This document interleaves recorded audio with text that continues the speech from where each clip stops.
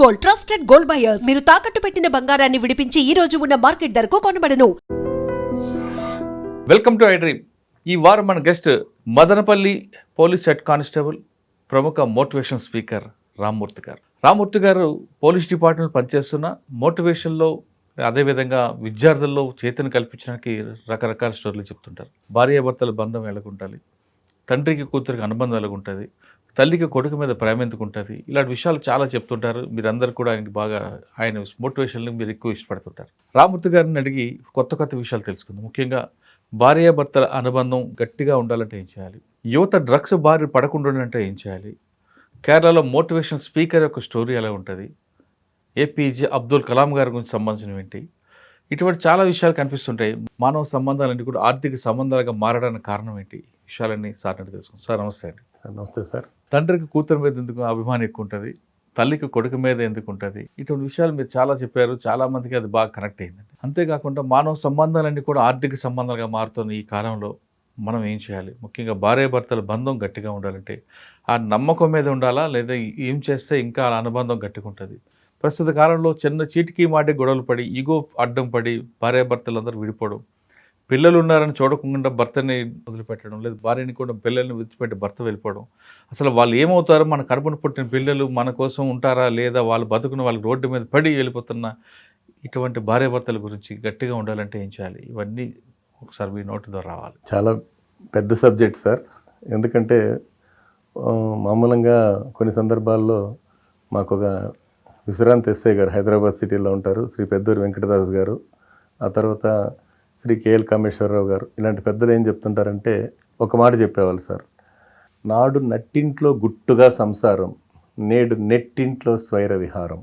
అంటే సంసారం అనేది గుట్టుగా ఉండాలని ఆ రోజు పెద్దలు చెప్పిన మాట. అందుకే ఒకరి వెంట ఒకరు 7 అడుగులు నడిచి 6వ ప్రాణంగా 5వ తనాన్ని కూడగట్టుకొని 4 దిక్కుల సాక్షిగా 3 ముళ్ళ బంధంతో 2 జీవితాలను కలిపేది పెళ్లి సార్. అటువంటి పవిత్రమైన బంధాలని పాతకాలంలో ఏం చేసేటోళ్ళు, ఒక భార్యాభర్తను కలపాలంటే అప్పట్లో 7 జతల చెప్పులు ఎరిగిపోయేవంట. రాను రాను ఇప్పుడున్న పరిస్థితి ఇన్స్టెంట్ యుగం సార్. ఇన్స్టెంట్ అంటే తాత్కాలిక సుఖం చూస్తున్నారే తప్ప, దురదృష్టకరం అనేది ఏంటంటే సార్, ఒక శాశ్వతమైన ఆనందాన్ని కోల్పోతున్నారు సార్. దీనికి సంబంధించి ఒక్క మాట మనం చెప్తుంటాం సార్. ఎందుకంటే ఒకరి వెంట మామూలుగా చెప్తే భార్యాభర్తలు అనేటువంటి విషయం అంటే, ముఖ్యంగా చెప్పాలంటే ఈ సృష్టి తీర్చిదిద్దిన అద్భుతమైన కళాఖండం కుటుంబం సార్. మన భారత అంటే ప్రపంచ దేశంలోనే మన భారతీయ వ్యవస్థలో ముఖ్యంగా కుటుంబం యొక్క విలువ ఉంది. కాబట్టి తరాల కొద్దీ కూడా ఏ చిన్న కష్టం వచ్చినా నేనున్నానంటూ ఒక భరోసా ఇచ్చేది ఫ్యామిలీ ఫస్ట్ సార్. ఒకప్పుడు ఉమ్మడి కుటుంబం కాబట్టి మీరు చెప్తున్నట్లుగా ఒక సమస్య వస్తే కూర్చోవడం, ఇంటి పెద్ద ఆయనకి గౌరవం ఇవ్వడం, ఆయన చెప్పిందే వేదంలాగా మనం ప్రవర్తించేవారు. కాబట్టి ఈరోజు ఆ వ్యవస్థ కంటిన్యూ అయింది. కానీ ఇప్పుడంతా ఉమ్మడి కుటుంబం అయి చిన్నవన్నీ పూర్తిగా రద్దయిపోయి ఇండిపెండెంట్ ఫ్యామిలీస్ అయిపోయి, ఇదంతా మీరు ఇందాక చెప్తున్నట్లుగా నెట్లోని ఫ్యామిలీస్ ఇవన్నీ ఇంట్లోనే ఉంటారు. భార్యాభర్తలు వాట్సాప్లో చాటింగ్ చేసుకుంటారు. పిల్లలు ఏడుస్తుంటే ఒకప్పుడు చందమామ కథలు చెప్పు అన్నం పెట్టేవారు, ఇప్పుడు సెల్ ఫోన్ చేతికి ఇస్తున్నారు. సెల్ ఫోన్లో చిన్నపిల్లడే చూస్తుంటే ఇది ఆనందపడుతున్నారు, ఇది రాకెట్ ఎక్కినట్లుగా. ఈ తరుణంలో మనం ఎలా దీన్ని అర్థం చేసుకోవాలి, వాళ్ళకి ఎలా చెప్తుంటారు? ఒక చిన్న ఎగ్జాంపుల్ సార్, మనం చుట్టుపక్కల గమనిస్తాం సార్, ఎన్ని కష్టాలు వచ్చినా చివరి వరకు నిలబడే బంధాలు ఉంటాయి సార్. అంతే ఒక విషయానికి వస్తే సార్, నేను ఇటీవల కాలంలో నెల్లూరు వెళ్ళినప్పుడు ఒక చిన్న క్లాస్ అయిన తర్వాత ఒకతను నా దగ్గరికి వచ్చాడు sir. It is heart touching సన్నివేశం సార్. చెప్పండి సార్ అన్న, ఒకప్పుడు మాకు కోట్ల ఆస్తి ఉంది సార్, కానీ దురదృష్టం ఏంటంటే చాలా లాస్ వచ్చింది. ఎందుకబ్బాయి లైఫ్ అనుకునే సమయానికి సార్ అని ఇలా చూపించాడు చెయ్యి. అక్కడ వాళ్ళ భార్య ఉంది ఒక 20 ఫీట్స్లో, ఆమె కూడా చేతిలో ఫోన్ చేసి, ఏమండి ఏం చెప్తున్నారు సార్ కంటే, అమ్మ ఏం లేదమ్మా మీరు చేసినటువంటి సాక్రిఫైస్ చెప్పారమంటే, భలే వాళ్ళు సార్, ఆయన లేకపోతే నేను ఎక్కడ ఉన్నాను సార్ అని. అంతటితో ఆమె ఒక మాట చెప్పింది, సార్ మాకు ఒక అమ్మాయి ఒక అబ్బాయి, అమ్మాయి కూడా జర్మనీలో సాఫ్ట్వేర్ ఇంజనీర్ సార్, అబ్బాయి మైసూర్లో సాఫ్ట్వేర్ ఇంజనీర్. మా పిల్లలు, మా అల్లుడు గారికి ఉన్నటువంటి జర్మనీలో జాబ్ పోయింది సార్. అప్పుడు మేము మా అల్లుడు గారిని అంటే మా కూతుర్ని మోటివేట్ చేశాను, ఏమ్మా అతనికి జాబ్ పోతే నువ్వు చూసుకోకూడదా అని చెప్పి మోటివేట్ చేసి మా సంసారం నిలబెట్టేలా చేశానని చెప్పింది ఆ మహాతల్లి. ఇంకొక మాట చెప్పింది సార్, మా అదృష్టం ఏమంటే మా బిడ్డలు మా మాట వింటారు సార్ అని చెప్పింది సార్. అంటే ఇటువంటి హార్ట్ టచింగ్ సన్నివేశాలు. ఇంకొకటి సార్, నేను కుప్పం ప్రాంతంలో డ్యూటీ చేసేటప్పుడు రాఘవన్ సిఏ గారు వచ్చి గ్రామంలో హార్ట్ టచింగ్ సార్, ఇది కూడా ఒక చిన్న కర్లగట్ట అనే గ్రామంలో ఒక చిన్న మీటింగ్ జరిగింది, ఉమెన్ హ్యాక్థాన్. అప్పుడు మన ప్రభుత్వం వాళ్ళు మహిళలపై జరుగుతున్న అఘాయిత్యాలకు సంబంధించి కొంచెం చైతన్యపరచండి అని చెప్పి పంపిస్తే, సమావేశం అంతా అయిన తర్వాత సిఏ గారికి సన్మానం చేయండి అన్నారు. ఈయన నాకు వద్దండి, ఎవరిని పెద్దవాళ్ళకి కప్పండి అన్నాడు. ఇలా చూస్తే లోపల ఏమైందంటే, ఒక పెద్ద ఆవిడ లక్ష్మమ్మ గారు అని పెద్ద ఉంది, అమ్మ ఆమెకు 65-70 ఉంటుంది వయసు. రా పెద్దమ్మ అంటే రాలేదు సార్, అమ్మ రా అంటే రాలేదు, నీకే చెప్పేది రాలేదు సార్. అప్పుడు చివరికి ఎన్నిసార్లు చెప్పి ఎవరు పిలిచినా రాలేదు ఆమె. ఇలా పల్లెటూరు మామూలుగా సార్, నైట్ టైం ఇలా మంచు పడుతుంది, ఇలా చూసిందనమాట. చూస్తే పక్కన వాళ్ళు భర్త ఉన్నాడు సార్. ఆయన వైపు ఇలా చూడంగానే పెద్ద ఆయన ఏమన్నాడంటే ఇలా అన్నాడు సార్. అప్పుడు లేసి వచ్చి కూర్చునింది ఆవిడ. ఆ ఊరంతా ఆశ్చర్యపోయారు.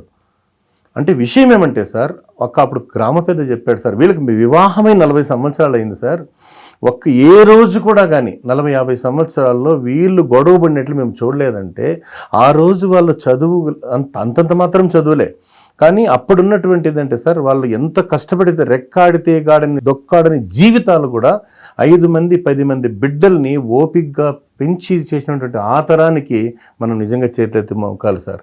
వాళ్ళని స్ఫూర్తిగా తీసుకోవాలని ఒక రిక్వెస్ట్ సార్. ఇందాక మీకు అడిగినట్లుగా ఉమ్మడి కుటుంబం పూర్తిగా రద్దు అయిపోయింది. ఇప్పుడంతా భార్య భర్త పిల్లలు, అత్తామామ కూడా అవసరం లేదు, ఎవరు ఆడపడుచులు కూడా అవసరం లేదు. ఈ తరంలో ఇటువంటి పరిస్థితుల్లో మనం ఎలా ఈ సమస్య పరిష్కారం దొరుకుతుంది? సమయం అనేది చాలా వరకు వస్తుంది సార్. ఎందుకంటే సార్, జీవన విధానాలు మెరుగైన, అంటే స్పీడ్ యుగం సార్. అంటే ఇన్స్టెంట్ అనడం, స్పీడ్ యుగం అనడం. ఇప్పుడు చెప్తున్నాం కదా సార్, పాత రోజుల్లో సంతానాన్ని కూడా సంపదగా భావించేవాళ్ళు సార్. ఇప్పుడు ఒకరికొకరు అంటారు, అది కూడా లేని పరిస్థితి, వాళ్ళ గడపలేని పరిస్థితి. రాను సార్, అంటే ఎప్పుడైతే వృత్తిపరంగా చాలా వరకు బిజీ అయిపోయిందో, చాలా మటుకు మళ్ళా తిరిగి సార్ ఒక్కరికొకరు అర్థం చేసుకుంటే తప్ప దీనికి పరిష్కార మార్గం లేదని. ఇప్పుడంతా యుగో కదండి, ఆ యుగో అనేది ఇప్పుడు ego means everything goes sir. దీనికి సంబంధించి అడిగారు కాబట్టి నేటి యువతరానికి సంబంధించి ఒక చిన్న స్ఫూర్తిదాయకమైనటువంటి ఒక చిన్న స్టోరీ సార్. అంటే ఒక కొండ చిలువ సార్, అంటే ఆ కొండ చిలువ పెద్దది, అది ఏం చేసిందంటే సార్, మామూలంగా దాని ఆహారం కోసం మేకనో కుక్కనో ఏదంటే మింగుతుంది. మింగిన తర్వాత డైజెషన్ కోసం ఏం చేస్తుంది, అది తిన్నంత తింటే పర్లేదు సార్, ఎక్కువ తినిన తర్వాత ఏదో ఒక వస్తువుకు చెట్టుకు చుట్టుకుంటే తప్ప దాని డైజెషన్ కాదు. ఇది ఏం జరిగిందంటే సార్, ఒకసారి ఒక మేకను మింగినటువంటి కొండ చిలువ దారెంబడిపోతుంటే దానికి కొంచెం ఈగో ఎక్కువ సార్, ఈగో ఎక్కువ. అది మామూలుగా కొన్ని పాములు చాలా హుషారుగా పోతాయి, అవి తగిలితే ఏదైనా తగిలినా కూడా గాయపడి చనిపోతాయి సార్. కానీ హుషారుగా పోతుంటే ఇది కొంచెం ఈగో ఎక్కువ దీనికి. ఆ పోయినప్పుడు కొంచెం టచ్ అయ్యింది సార్, అంటే నన్నే టచ్ చేస్తావా అని చెప్పి నేను అన్నట్టుగా అహం చూపించి ఏం చేసిందంటే, ఆ వస్తువుని చుట్టుకున్నప్పుడు కొంచెం బ్లడ్ వచ్చింది సార్. బ్లడ్ వస్తే మళ్ళీ టైట్ చేసి, ఆ బ్లడ్ చూడంగానే నా రక్తాన్ని చూసేంత ధైర్యం నీకుందా అని చెప్పి ఊపిరి బిగబట్టి గట్టిగా బిగిస్తే అది ముక్కలు అయిపోయింది సార్. తీరా చూస్తే ఆ కొండ చిలువ చుట్టుకునింది వచ్చి రంపాన్ని సార్, పదునైన రంపాన్ని, ముక్కలైంది. అదే గనక దాన్ని మన విద్యార్థులకో ఎవరికో కూడా చెప్పాల్సిన ప్రజెంట్ ధర్మం అడిక్షన్స్ సార్. అంటే రంపం లాంటివి అడిక్షన్స్. అదే చెట్టును చుట్టుకుంటే తల్లిదండ్రులు చెట్టులు అంటోళ్ళు, చెట్టును నమ్ముకుంటే కింద పడేదానికి దెబ్బలు తగిలే అవకాశం లేదు కదా సార్. కాబట్టి పరిస్థితి ఎలా ఉందంటే, తల్లిదండ్రుల మాట వింటే కొంత రక్షణ ఉంటుంది. ఈ అడిక్షన్స్, అది మొబైల్ ఉండొచ్చు, డ్రగ్ ఉండొచ్చు, ఏదైనా ఉండొచ్చు, ఈ అడిక్షన్స్ వల్ల సర్వనాశనం. అదే క్రమంలో ఒక సివిల్స్ కని నగరానికి వస్తాడు ఒక అబ్బాయి పల్లెటూరు నుంచి. తను చదువుకున్న నేపథ్యంలో ఒకరోజు తను బైక్ కొనిచ్చింటారు పేరెంట్స్. అడ్డదారులు అంటే బైక్లో అతను అలా సాయంత్రం పూట వెళ్తూ ఉంటే ఒక 5-6 మంది యువత ఒక పెద్ద డీజే శబ్దంతో వాళ్ళు ఏం చేస్తారంటే, పెద్దగా శబ్దం చేసుకొని హార్న్లు కొట్టుకుంటూ పోతూ తన బండి ఓవర్టేక్ చేస్తూ ముందున్నటువంటి ఒక పెద్ద ఆయన వెళ్తుంటాడు సార్. ఆ పెద్ద ఆయన పాప వృద్ధుడిని వీళ్ళు హార్న్ కొట్టిన దెబ్బకు, శబ్దాల దెబ్బకు కింద పడిపోతాడు. ఇతను వెంటనే స్పందించి, వెనకాల ఉంటాడు కాబట్టి స్పందించి కూర్చోబెట్టి, ఇతనికి ఇంజరీస్ ఏమి లేవు సరే కొంచెం సంధాయిస్తాడు. కానీ మనవాడికి ఆవేశం ఎక్కువవుతుంది, వీళ్ళకి బుద్ధి ఉందా, వీళ్ళకి బుద్ధి చెప్తానని చెప్పి అదే వేగంతో బైక్ తీసుకుని వెనకాల చేజ్ చేస్తాడు సార్. చేజ్ చేసే క్రమంలో అతను డ్రైవర్ని 2 దెబ్బలు కొట్టడంతో అక్కడ ఉన్నటువంటి యూత్ చుట్టుముట్టి ఇతన్ని కొడతారు. కొట్టినప్పుడు ఏమైంది, ఇతనికి హెడ్ ఇంజరీస్, మెమరీ లాస్ అయింది సార్. అంటే దీని అర్థం ఏమంటే సార్, మామూలంగా చెప్పాల్సింది ఏమంటే, మనం ఏదైతే ఒక లక్ష్యాన్ని, ఒక గోల్ పెట్టుకుంటామో దాని ప్రకారం ఆలోచించాలి. కానీ అతిగా ఆలోచిస్తే ఎవరికైనా ఇబ్బందులు తప్పవు, ప్రస్తుత తరుణంలో కొంతమంది యువత చేస్తున్న పని ఇదే సార్. తన యొక్క గోల్ సెట్టింగ్. తల్లిదండ్రులు ఎన్నో ఆశలు పెట్టుకుంటారు, ఇతనికి ప్రతి ఒక్కరి జీవితం విలువైందే సార్. ఆ విలువైన క్రమంలో జరుగుతున్న అనర్థాలు ఇలా ఉన్నాయని చెప్పేసి ఒక చిన్న అభిప్రాయం సార్. యూత్ గురించి మాట్లాడారు కాబట్టి ఇప్పుడు ఎంత యూత్ డ్రగ్స్ మీద మీరు ఏమైనా సార్ గతంలో మనకు కాకినాడ సీతారామరాజు గారు రాసిన రైతు కవిత మీ ద్వారా ప్రపంచానికి తెలిసింది. అదే దీంతో నేను సార్ని అడిగాను. ఆయన డ్రగ్స్ గురించి అంటే ఆ బరువెక్కిన గుండెతో ఒక కవిత రాశాడు సార్. ఆ కవిత ఏంటంటే కన్నీటి కవిత. వెన్నెల కురిసే గోరి మీద, నీ నాలుక మీద నుండి గొంతులోనికి జారుతున్న రక్తాన్ని ఒక్కసారి గమనించు. మృత్యుదీవి తీరం నుండి ఎవడో నీ మరణ రహస్యాన్ని చదువుతున్నాడు. నీ మెడను నరుక్కోవడానికి ఖరీదైన మత్తుని కొనుక్కుంటున్నావు. శ్వాసల నిండా ముళ్ళు గుచ్చుకున్న బాధ, ఊపిరితిత్తుల కింద మరణపు వాసన. వెన్నెల కురిసే గోరీ మీద సీతాకోకలా వాలిపోతావు. లోపల నిలువెత్తు రక్త గాయాల శరీరంతో కూలిపోతావు. నీ కుటుంబం కన్నీటి చారికల మధ్య పలకరింపు తప్పుకుపోతుంది. వేలాది కలల్ని రోడ్డు మీదే వదిలేసిపోతావు. నీ యొక్క గుర్తుంటుందా నీ అంతిమ యాత్ర? ఒక్కొక్కడు బరువుగా నిశ్శబ్దంగా నీ మృతదేహాన్ని మోస్తాడు. పబ్ అంటూ, క్లబ్ అంటూ, మందంటూ, విందంటూ, పొందంటూ తిరిగినంత కాలం నీ జీవిత అధ్యయనాన్ని తన చేతుల్లో పెట్టుకొని చివరి పంక్తులు చదువుతుందని నీకు తెలియదు. ఏ అర్ధరాత్రి మత్తులో కారులో మితిమీరిన వేగంతో ఏ మెట్రో రాతి స్తంభానికో, బ్రిడ్జి రైలింగుకో, ఎదురుగా వస్తున్న వాహనానికో ఢీకొన్నాక కానీ మత్తు మరణదూత. యువత తస్మాత్ జాగ్రత్త. సార్, యువత గురించి మాట్లాడేంత మనం ఫస్ట్లో మాట్లాడుకున్నాం, భార్యాభర్తల అనుబంధం. దాన్ని ఇప్పుడున్న పరిస్థితుల్లో ఆ బంధం అంటే గతంలో లాగా మనం కంపేర్ చేయలేం. ఇప్పుడున్న జనరేషన్ వేరు, ఎంత ఇన్స్టెంట్ కావాలి. ఇన్స్టెంట్ దీంట్లో కూడా ఉమ్మడి కుటుంబం లేకపోయినా ఆ బంధం గట్టిగా ఉండాలి. ఆ బంధం యొక్క విలువ తెలియాలంటే ఏం చేయాలండి? సార్, ఇప్పుడు నేను చాలా మటుకు గమనిస్తుంటే కొన్ని కుటుంబాలు వెంటనే తొందరపడి అంటే వివాహం చేసుకున్న తర్వాత ఒకరినొకరు అర్థం చేసుకోలేని పరిస్థితుల వల్ల సార్ ఎవరి జీవితం వాళ్ళ విలువైంది. అటు అబ్బాయి కావచ్చు, అటు అమ్మాయి కావచ్చు సార్, కొంతకాలమైనా ఓపిక్గా ఉండాలి సార్. ఎందుకంటే ఎక్కడ చూసినా అదే మనం అనుకోవచ్చు కానీ సార్, ఫన్నీగా చెప్తే ఎంత చెట్టుకు అంత గాలి ఉంటుంది. ఎవరు చూసినా ఎక్కడైనా బాధలేదు సార్. దానికి సరదాగా ఒక చిన్న కొటేషన్ ఉంది సార్. కింద పోర్షన్లో న్యూ కపుల్స్ సార్, వాళ్ళు ఎప్పుడు ఫైటింగ్. పై పోర్షన్లో ఓల్డ్ కపుల్స్, వాళ్ళు ఎప్పుడు మీటింగ్ సార్. సరే, ఒకరోజు మిద్దెపైకి వెళ్తాడు మనోడు. పెద్దయినా మాకు ఆ రహస్యం మీరు ఏదైనా చెప్పొచ్చు కదా అంటే, ఏమి లేదన్నా ప్రతి ఇంట్లో ఉండేదే, నీ భార్య కన్నా నా భార్య కోపం ఎక్కువ అంటాడు. మరి ఇది ఎందుకు నవ్వుతారు? నువ్వు నవ్వకపోతే అవును అవుతుంది, అవును నవ్వకపోతే నువ్వు నవ్వుతావు అంటాడు. ఏమీ లేదు, మా ముసలిదానికి కోపం ఎక్కువ. ఆవిడికి కన్నా కోపం వచ్చింది అనుకో, చేతిలో గరిటి కానీ పప్పు గుత్తి కానీ ఏది దొరికితే అంత ఇసిరిసిరి కొడుతుంది. తగిలిందంటే మా ముసలి నవ్వుతాను, తగలకపోతే నేను నవ్వుతాను నేను అన్నాడంట. అంటే ప్రతి సంసారంలో ప్రతి ఒక్క దాంతోనూ బాధలు ఉండేది సార్. కానీ కొంత ఈగోలు పక్కన పెట్టి దానికోసం మళ్ళీ చెప్తాం సార్. అంటే పెద్దవాళ్ళు చెప్పిన కథని నేటి యువతరానికి మీ ద్వారా ఒక చిన్న స్టోరీ సార్. మాకు ఆఫీసర్ చెప్పిందే అది. ఏదో బయట ఊరికి వెళ్ళి ఫంక్షన్కి వెళ్ళి 5 లడ్లు తెచ్చిపెట్టాడు భర్త. 5 లడ్లు తెచ్చిపెట్టిన తర్వాత ఏమంటది, ఏం 5 లడ్లు తెచ్చావని అడిగితే, నేను మగాణ్ణి, నేను 3 తీసుకుంటా, నువ్వు ఆడదానివి కదా, నువ్వు 2 తీసుకో అన్నాడు. ఈమె లేదు నాన్న, నేను కూడా హోమ్ మినిస్టర్నే, నాకు 3 నువ్వు 2 తీసుకో, నేనేం తక్కువ అంటుంది. ఇద్దరు ఊరుకూరు ఆర్గ్యూ చేసుకుంటారు సార్. చేసుకున్న తర్వాత ఏమైందంటే ఆవిడ కండిషన్ పెడుతుంది. ఎవరు ఫస్ట్ మాట్లాడితే 2, వెనకాల మాట్లాడితే 3 అన్నారు సార్. డోర్ లాక్ చేసుకొని కూర్చున్నారు. 1 రోజు అయింది, 2 రోజులు అయింది, వారం అయింది, లడ్లైంది, స్మాష్ పోయినాయి. అవి కూడా వీళ్ళు కూడా అన్కాన్షియస్ డోర్లు బద్దలు కొట్టి శ్మశానం తీసుకుపోయినారు సార్. అప్పుడు ఇంత టెక్నాలజీ లేదు కాబట్టి చితికి నిప్పు పెడితే ఆయనకు చిన్న గోసిపాత ఉంటుంది, ఈమె 16 మూర చీర కదా సార్. వెంటనే ఈయన అంటుకున్నాక అబ్బబ్బా కాలిపోయి అంటాడు. ఆవిడ లేసి చూసావా, నీకు 2 నాకు 3 అయిందంట సార్. అంటే చివరి వరకు ఎవరు మిగలరు సార్. కాబట్టి ఒక్కరికొకరు సార్ కొంచెం, ఎందుకంటే చిన్న బిడ్డలు ఉన్నారు కదా సార్, ఒక 6 నెలలు సంవత్సరం బిడ్డలు పెరగడాలు, అసలు వాళ్ళ గురించి ఆలోచించట్లేదండి. అదే కదా సార్ దురదృష్టకరం. పెద్దవాళ్ళ మాట వినరు మామూలంగా సార్. ఏదో చెప్పారు కదా సార్, తొందరగా ప్రేమించుకోవడం, తొందరగా పెళ్లి చేసుకోవడం, తీరిగ్గా పశ్చాత్తాపడడం, పడటం ఇది చాలా బాధాకరం సార్. అదే తొందరగా ప్రేమించకుండా తొందరగా పెళ్లి చేసుకుని తొందరగా విడాకులు కూడా విడాకులు కూడా అంటే దీనివల్ల ఏమైందంటే సార్, మనం మా వాస్తవాన్ని గతాన్ని పోలిస్తే సార్, అమ్మమ్మలు నాన్నమ్మల కాలం నుంచి తీసుకుంటే వాళ్ళు కూలి పని చేసి పెద్ద చేయలేదు సార్ వాళ్ళు. వాళ్ళ పిల్లలు ఉంటారు. విడాకులు తీసుకోవడం చాలా సింపుల్గా ఏదో స్కూటరో ఏదో వస్తువు కొనుక్కున్నా మనం నచ్చలేదు అమ్మేద్దాం అన్న దీంట్లో ఉన్నారు తప్ప ఇది ఒక బంధం అని గుర్తించట్లేదు ఉన్న కొంతమంది.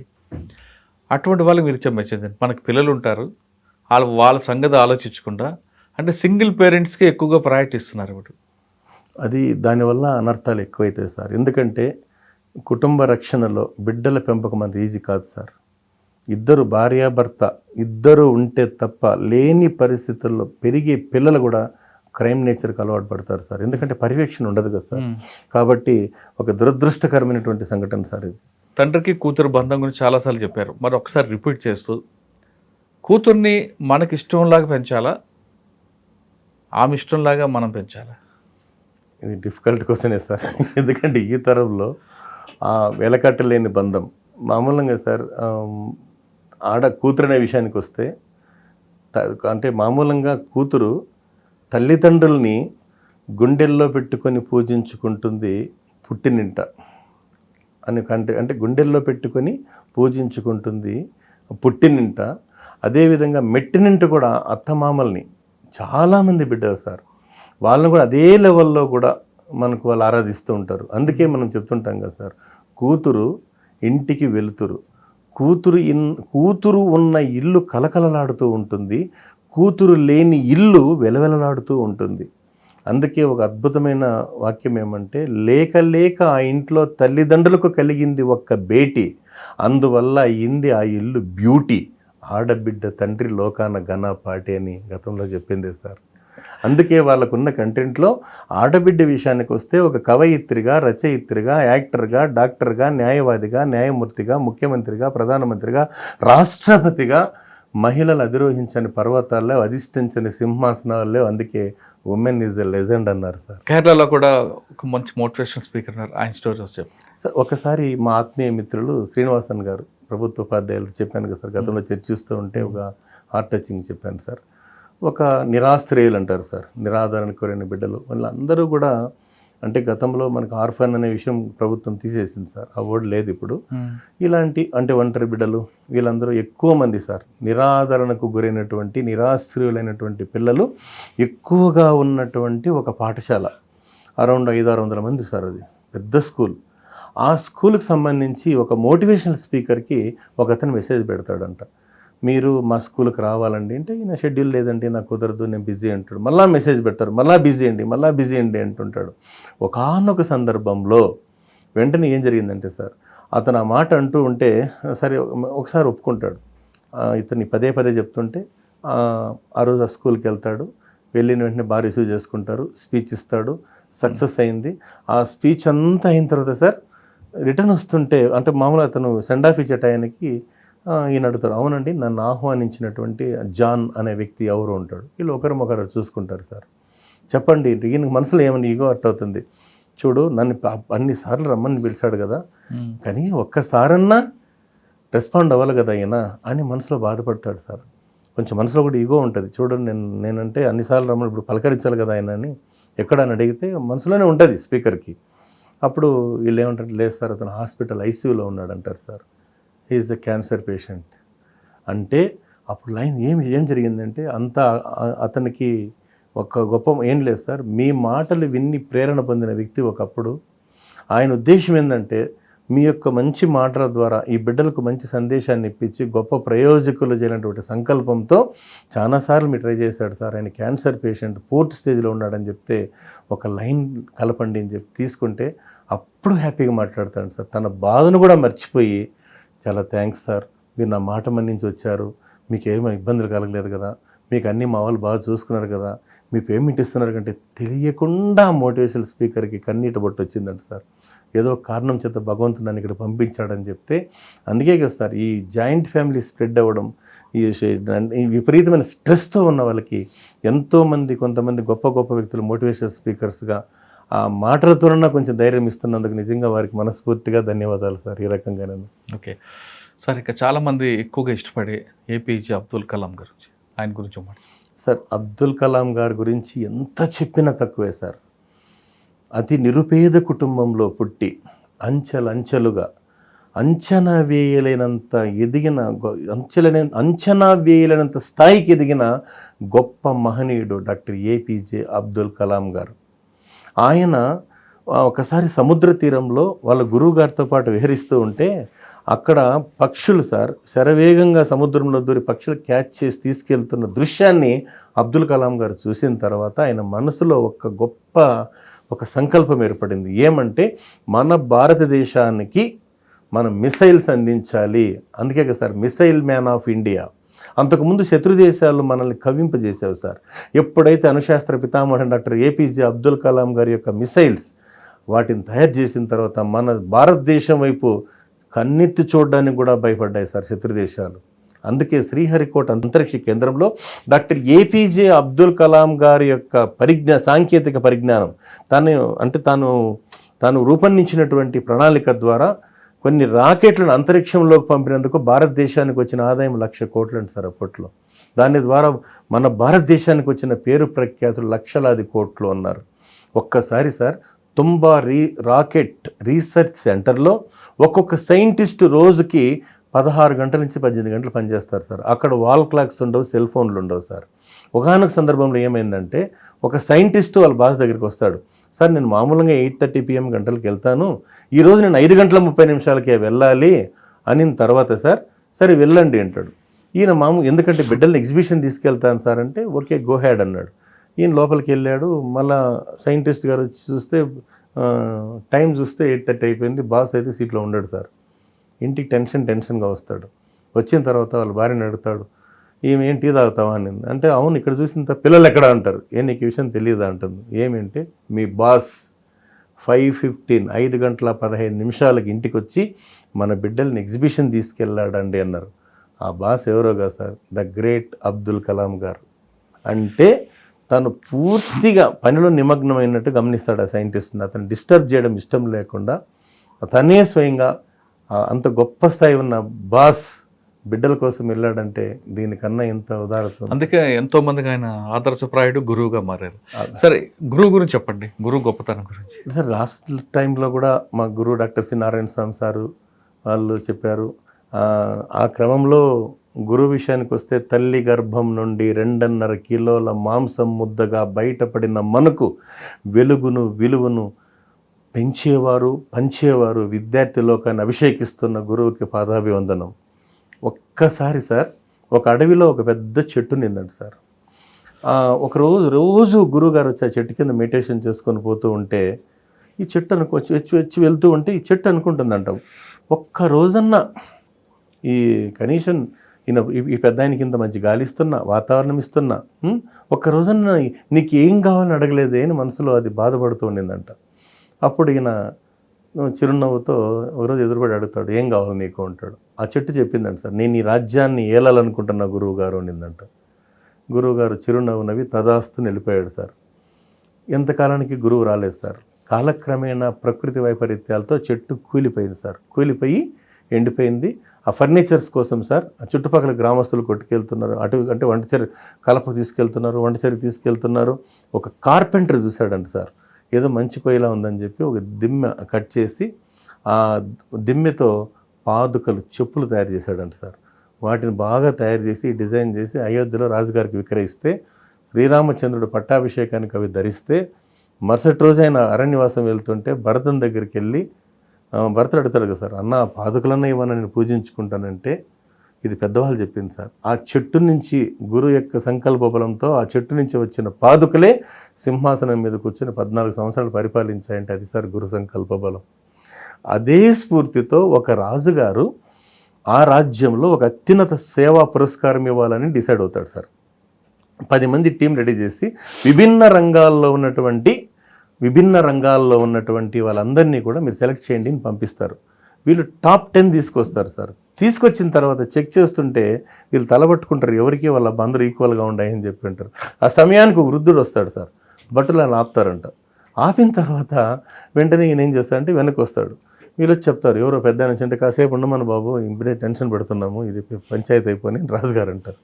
సరే మళ్ళీ ఆయన లేస్తాడు పెద్ద అయినా కాసేపు బాగుంది లేదండి నేను కూడా ఈ కాంపిటీషన్లో పాల్గొంటా అంటాడు అని చెప్తే వీళ్ళపై వచ్చి రాజుగారికి చెప్తారు ఆ పెద్ద ఆయన కూడా పోటీకి వచ్చాడు అంటే ఇదే ఇంట్రెస్ట్గా ఉంది రమ్మన్నయ్య అంటారు. రమ్మని ఆహ్వానించండి అని చెప్తే అతను కూడా చేరేసి కూర్చోబెట్టి ఏం పెద్దనా మీరు చెప్పండి అంటే అయ్యా రాజా మీరు తీసుకున్న నిర్ణయం చాలా గొప్ప నిర్ణయం. ఎందుకంటే అత్యున్నత పురస్కారం ఇవ్వడం సేవలకు సంబంధించింది. ఎందుకంటే పరుల కోసం పాటుపడిన నరుని బతుకు దేనికని సాగునేలకు నీరందివని వాగు పరుగు దేనికని అని ఒక స్ఫూర్తి ఉంది కదా సార్. సినారే గారు రాసినటువంటి స్ఫూర్తి కూడా మనం గుర్తెచ్చుకోవాలి ఈ సందర్భంగా. అప్పుడు పరోపకారం మిదం శరీరం రకరకాలు ఉంటాయి. దానికి సేవ అంటే వెలకట్లేదు కదా సార్. నిస్వార్థ సేవ చేసే వాళ్ళకి మనం పాదాభివందనం చేయాల్సిన పరిస్థితి కాబట్టి అప్పుడు ఈ పెద్ద ఆయన చెప్తాడనమాట చూడు రాజా మీరు తీసుకున్న నిర్ణయం చాలా గొప్ప నిర్ణయం. విషయం ఏమంటే ఈ 10 మందికి విద్యా బుద్ధులు నేర్పిన గురువు నేను ఉంటాడంట సార్. అప్పుడు సమస్య ఈజీగా పరిష్కారం అయిపోయిందంట. అంటే అంత గొప్ప స్థానం సార్ గురుస్థానం అటువంటిది. దాన్ని బట్టి మనం ఇప్పుడున్న పరిస్థితుల్లో మనం ఎంత బాధ్యతగా మనం గురువులను గౌరవిస్తే మన జీవితం బాగుంటుందని చెప్పడానికి నిదర్శనం సార్ ఇది. గురువు శిష్యుల గురించి చెప్పారు. ఇప్పుడంతా జంజీ. ఈ జంజీలో యువతరానికి మీరు ఇచ్చే మెసేజ్ ఏంటి? ఇప్పుడు ఉన్న స్పీడ్ యువతరం సార్ వీళ్ళని మనం అంత ఈజీగా మనం అర్థం చేసుకోలేము సార్. వాస్తవం చెప్పాలంటే ఒకటి సార్ వాళ్ళ కమిట్మెంట్ అంటారు కదా సార్. ఈ కమిట్మెంట్ వాళ్ళు మనం ఏం చెప్పినా వాళ్ళు ఉండే పరిస్థితుల్లో అవుట్డేటెడ్ అంటారు సార్. అప్డేట్ మాది అవుట్డేట్ మీది అంటారు. Outdate day by day changes అనేవి కామన్ సార్. కానీ ఇప్పుడున్నటువంటి ఈ ఉద్యమం క్రమంలో సోషల్ మీడియా యుగం నడుస్తుంది సార్. ఇప్పుడు ఆ సోషల్ మీడియా యుగంలో ఎవరికి వారే సార్. ఎందుకంటే కోట్లాది మొబైల్స్ మన చేతుల్లో ఉండేటప్పుడు ఏదైనా ఒక చిన్న అంశం దొరికితే అది సముద్రంలో వేసినట్లే సార్. కానీ నా రిక్వెస్ట్ ఏమంటే సార్ మంచిని షేర్ చేయాలి కానీ ప్రతి ఒక్కటి క్రమం తప్పకుండా ఇలా షేర్లు కొట్టుకుంటూ పోతే చాలా వరకు అనర్థాలు జరిగే అవకాశం ఉందని అభిప్రాయం సార్. కాకపోతే బాధ్యత కలిగిన యువత ఎక్కువ ఉన్నారు సార్. ఈ 1 or 2 మీకు తెలియదు ఏం సార్ కోట్ల మంది కాబట్టి వాళ్ళ మైండ్లో అంటే మైండ్ గురించి తీసుకుంటే సార్ మామూలుగా చెప్తే వాళ్ళు గుర్తుపెట్టుకోవాల్సి ఉంటుంది sir. You build 3 factories in your life. Ice factory in your brain, sugar factory in your tongue, love factory in your heart, then your life will be satisfactory. వాళ్ళ మైండ్లో ఆ యంగ్ అండ్ ఎనర్జెటిక్ మైండ్స్కి positive thinking నేర్పించాల్సిన బాధ్యత ఉందని నా అభిప్రాయం sir.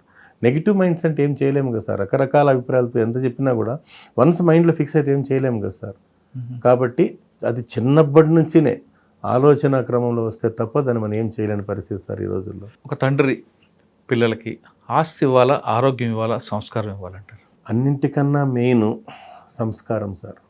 Number 1 ఆ సంస్కారంతో పాటు చదువు సార్.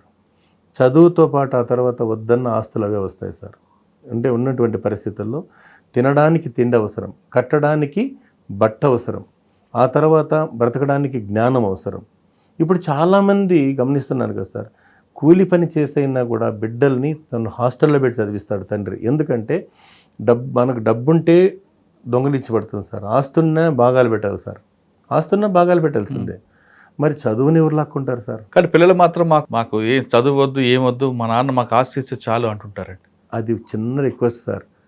పిల్లల్ని పెంచాలి కానీ కష్టం విలువ తెలియకుండా పెంచడం పెద్ద పొరపాటు సార్. అది తను పడే కష్టం పిల్లలు తెలియాలి సార్. ఆ తెలియకుండా చేస్తున్న నేపథ్యంలోని దుష్పరిణామాలు జరుగుతున్నాయి. ఇప్పుడు మితిమీరిన వేగం సార్. మితిమీరినటువంటి వేగం మామూలుగా అయితే ఒక విషయం చెప్పనా సార్, పిల్లల కోసం మన స్ఫూర్తినిచ్చే చిన్న కథలు తీసుకోవాలి. ఇప్పుడు ఫర్ ఎగ్జాంపుల్ ఒక కంటెంట్ ఉంది సార్, శ్రీ ఆర్ఎస్ ప్రవీణ్ కుమార్ గారు IPS. అప్పట్లో సార్ ఒక చిన్న యువతకు సందేశం చెప్పాడు సార్. ఏంటంటే కాలం నీతో నడవదు, నిన్నడిగి ముందుకు సాగదు, సంకల్పం ఒకటే చాలదు, దానికి సమయమే కదరా ఆయుధము, విజయం నేరుగా చేరదు, శ్రమ పడితే దక్కక మానదు, నీ లక్ష్యం చేరే మార్గంలో ప్రతి సెకను విలువని తెలుసుకో, ఉన్నోడివా లేనోడివా ఏ కులం నీదని అడగదు, మంచోడివా చెడ్డోడివా ఏ మతం నీదని అడగదు, ప్రేమ జాలి చూపదు, దయదాక్షిణ్యాలే చూపవు, దానికి విలువని ఇస్తే గెలుస్తావు, లేకుంటే అక్కడే ఆగిపోతావు. ఎంత పెద్ద మీనింగ్ సార్.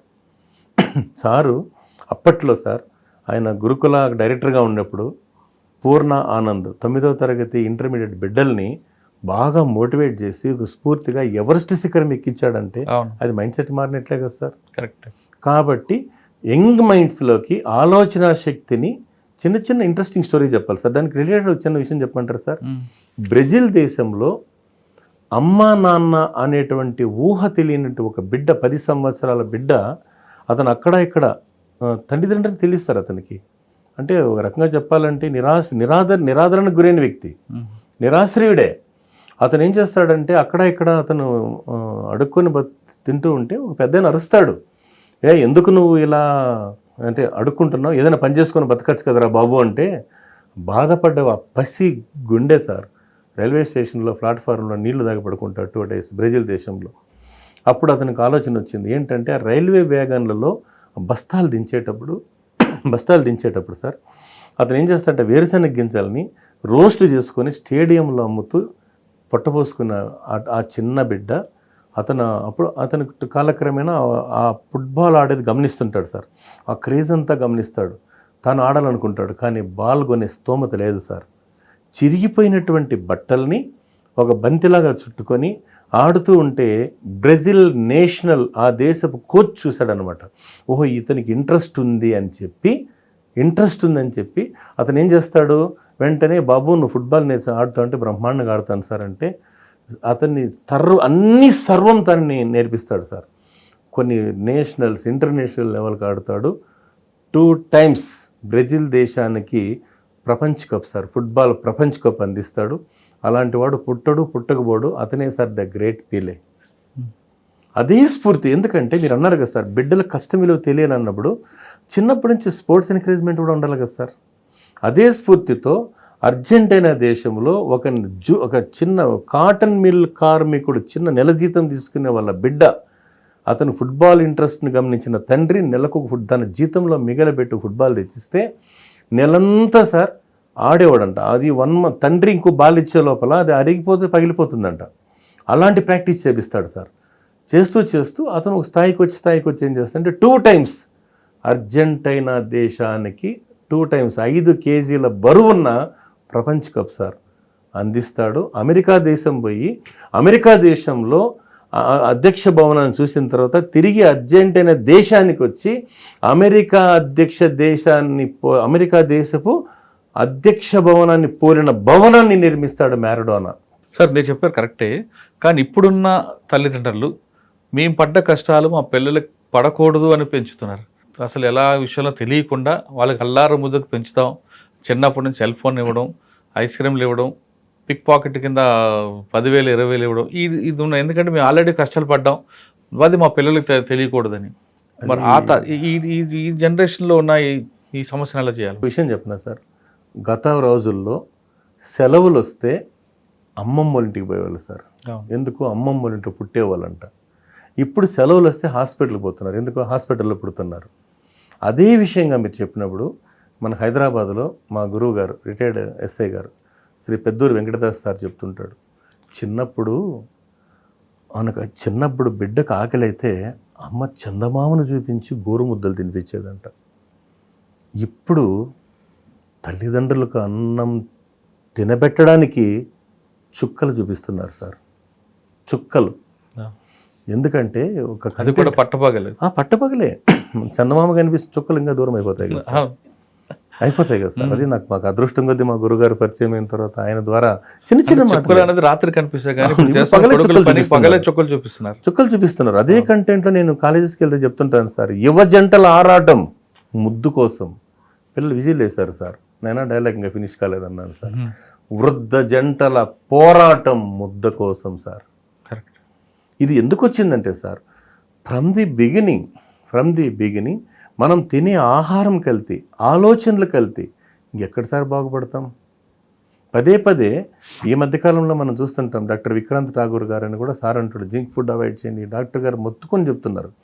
అయినా కూడా మీరు అన్నట్టు ఒకటే సార్, నేను పడిన కష్టం నా బిడ్డ పడకూడదు అనేది చాలా వరకు వాళ్ళ బిడ్డలు వాళ్ళ ఇష్టం సార్, పెంచుకొని అప్రూపం వద్దని మనం చెప్పే హక్కు మనకు లేదు సార్. కాకపోతే తల్లిదండ్రుల యొక్క కష్టాన్ని తెలిసేలా, అంటే తన యొక్క తల్లి తండ్రి పడే కష్టం ఖచ్చితంగా బిడ్డలు తెలుసుకుంటే ఏ బిడ్డ పొరపాటు చేయడు సార్.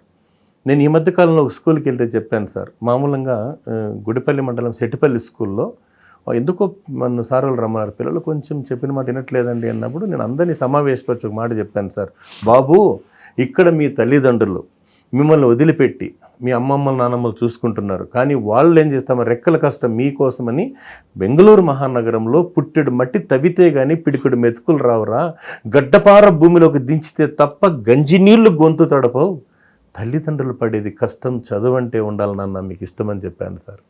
అంటే ఆ కష్టం విలువ తెలియచెప్పాల్సిన బాధ్యత వాళ్ళపైన ఉండాలి సార్. లేకుంటే ఏమవుతుంది, ఆ కష్టం విలువ తెలియకపోతే ఖచ్చితంగా ఇంకా దుష్పరిణామాలు రాను పెరుగుతాయి. మనకేమనిపిస్తుంది సార్, ఇప్పుడు ఈ మధ్యకాలంలో చూస్తున్నాం కదా సార్, నాకు బైక్ కొనికపోతే నేను చనిపోతా, నాకు మొబైల్ కొనికపోతే నేను చనిపోతా, ఎక్కడికో వెళ్ళిపోతా అని బెదిరిస్తారు పిల్లలు. అది దురదృష్టకరం, జరగకూడదు సార్ అట్లా. గతంలో ఎంతోమంది బిడ్డలు బైక్ తీసిచ్చిన 2 రోజులకే అవగాహన లేకుండా చిన్న చిన్న బిడ్డలు సార్ ఆ కడుపు కోత మిగిల్చారు కదా సార్. అది కూడా వాళ్ళు ఎక్కడో కష్టపడి ఇచ్చింది ఆ డబ్బులతో, వాళ్ళ స్థాయి కాకపోయినా పిల్లల కోసం ఇవ్వడం. సార్ ఇప్పుడు కొంతమంది పిల్లలు తల్లిదండ్రులు మాకేం ఆస్తి ఇవ్వలేదు, ఏదో కన్నారు, వాళ్ళ సుఖం కోసం మమ్మల్ని రోడ్డు మీద పెంచారంటారు, రోడ్డు మీద వదిలిపెట్టారు. అసలు తల్లిదండ్రులు ఆస్తి ఇవ్వడం గొప్ప విషయం అంటారా, ఆరోగ్యం ఇవ్వడం గొప్ప విషయం అంటారా? సార్ ఆరోగ్యం సంస్కారం అని చెప్పాను కదా సార్, హెల్త్ ఆరోగ్యం ఉంటే ఏమైనా చేయొచ్చు సార్. ఇప్పుడు పసిబిడ్డలు కూడా చాలామంది ఘోరాతి ఘోరంగా అనారోగ్యం పాలైపోతున్నారు సార్. ఎందుకంటే వినే శక్తి లేదు, తినే శక్తి కూడా లేదు సార్. జీర్ణించుకునే శక్తి అస్సలు లేదు. అవును సార్, వినే శక్తి లేదు, తినే శక్తి లేదు, ఆసక్తి ఉంటే ఏ శక్తి అయినా వస్తుందంట. అందుకు మనం మామూలుగా చెప్తుంటాం కదా సార్, ఒక స్ఫూర్తిదాయకమైన కొటేషన్ ఉంది కదా సార్, మనం చెప్పడానికి పిల్లల్లో ధైర్యం నింపడానికి చెప్తుంటాం, సాహసం నాపతం రాజసం నారతం సాగితే ఆపటం సాధ్యమా, పౌరుషం ఆయుధం పోరులో జీవితం కైవసం కావడం కష్టమా, లోకమే బానిసై చేయదా ఊడిగం శాసనం దాటటం శక్యమా, నా పదగతిలో ఏ ప్రతిఘటన ఈ పిడికిట్లో తానొదుగనగా, నిశ్చలం నిర్భయం నాహయం కానిదేముంది నే కోరుకుంటే పూని సాధించుకోన. ఒక వీరోచితమైన కథలు చిన్నప్పటి నుంచి చెప్పాలి సార్. ప్రైమరీ సెక్షన్ నుంచి పిల్లలకు అర్థమయ్యే రీతిలో వాళ్ళకు ఉన్నటువంటి చిన్న చిన్న, అంటే సార్ దయచేసి ఏమనుకోకుండా, వాళ్ళకు మోరల్ స్టోరీస్ని చెప్పగలిగితే, ప్రాథమిక స్థాయిని చెప్పగలిగితే, పెద్దలు కూడా జోక్యం చేసుకోగలిగితే మేధావుల మనం సమాజానికి శాపం సార్. కరెక్టే, మనకు అంత టైం ఉండట్లేదు కదా సార్. పిల్లలు ఏడుస్తుంటే సెల్ ఫోన్ ఇస్తాం, వాళ్ళు సెల్ ఫోన్ చూస్తుంటే మనం ఆనందపడతాం, దాన్ని అనుభవిస్తున్నాం కదా సార్. నేను చెప్పాను కదా సార్, ఒకప్పుడు కట్టుబానిసా, ఇప్పుడు నెట్టు బానిసా. చిన్నప్పటి నుంచి పిల్లలకి సెల్ ఫోన్ ఇవ్వడం వల్ల చాలా అనార్థాలు వస్తుంటాయి, మైండ్ డైవర్ట్ అవ్వడం, అతి మార్పు రావడం. కానీ తల్లిదండ్రులు ఏమనుకుంటే మా అబ్బాయి చిన్నప్పుడే ఫోన్ చూస్తున్నాడు, రీల్స్ చూస్తున్నాడు, అదేదో పెద్ద గొప్ప విషయంలాగా, వాళ్ళు చిన్నప్పుడే రాకెట్ ఏది ఎక్కినట్లుగా ఫీల్ అవుతుంటారు. చాలా దురదృష్టకరం సార్. ఎప్పుడైతే ఆటోమేటిక్గా ఎటిజం ప్రాబ్లమ్ స్టార్ట్ అవుతాయి సార్. నేను డాక్టర్ని కాదు సార్, ఎందుకంటే చిన్న పోలీసు ఉద్యోగంగా చెప్తున్నాను. బిడ్డలకి అంటే సార్, ఎప్పుడైతే గమనించండి సార్, ఏ ఒక్క స్పోర్ట్స్ మ్యాన్ ఇందుకు సూసైడ్ చేసుకోలేదు సార్. స్పోర్ట్స్ మ్యాన్ సార్, ఎందుకంటే చిన్న ఒక 1 అవర్ అన్న పిల్లల్ని ఆటల మీద కేంద్రీకరిస్తే చాలా బాగుంటుంది కదా సార్. అది దయచేసి పెద్ద మనసుతో తల్లిదండ్రులు కూడా ఆలోచించి కంప్లీట్గా సార్ 99% పూర్తి మానవం అంటే సాధ్యం కాదు, కానీ లేకుంటే మాత్రం సార్ ఇంకా వాళ్ళ కోసం కనీసం 1 గంట టైం ఇవ్వాలి. లేదంటే మనిషి అనేటువంటి రాబోయే రోజుల్లో మనం దాని పర్యవసానం అనుభవిస్తాం సార్, గ్యారెంటీగా తప్పదు సార్. భార్యాభర్తలే మాట్లాడుకోవట్లేదు కదా, ఇంట్లో ఉంటారు, 2 బెడ్రూమ్లు ఉండి వాట్సాప్ చాటింగ్ చేసుకుంటున్నారు కదా. ప్రతిదీ ఉంది కదా సార్, దానికి చూస్తున్నాం కదా సార్.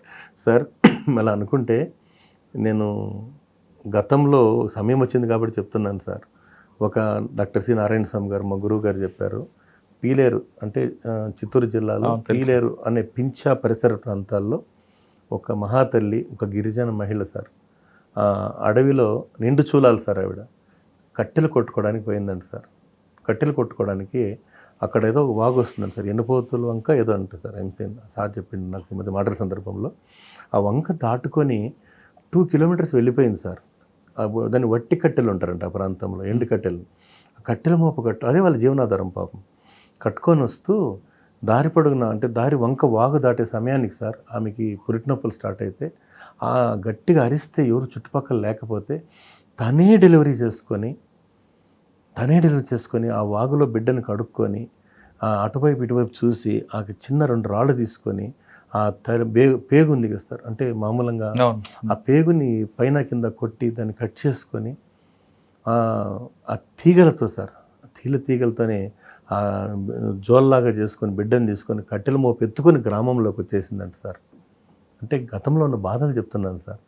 ఊరి వాళ్ళు అరుస్తారంటే, ఏమ్మా నీకేమన్నా కొంచెమన్నా ఆలోచించాలి కదమ్మా, బిడ్డను తీసుకొచ్చేసిన కట్టెల మోపు పడేసి వచ్చేయచ్చు కదమ్మా అంటే, అయ్యా నాకు 2 బిడ్డలు ఉన్నారు, ఒక భర్త, అంటే 2 బిడ్డలు. ఎవరమ్మా అంటే, ఇతను ఈ బిడ్డ, ఇంట్లో ఇంకొక బిడ్డ ఉన్నాడు నా భర్త, అతనికి పెరాలసిస్ ఉంది, నేను ఈ కట్టెలు అమ్మి ఆ నూకలు కొనుక్కొని పోయి నా భర్తకు అంత ఫుడ్ పెట్టాలి అంటే భోజనం పెట్టాలా అనేదంటే ఆ మహాతల్లి త్యాగం ఎంత గొప్పది సార్.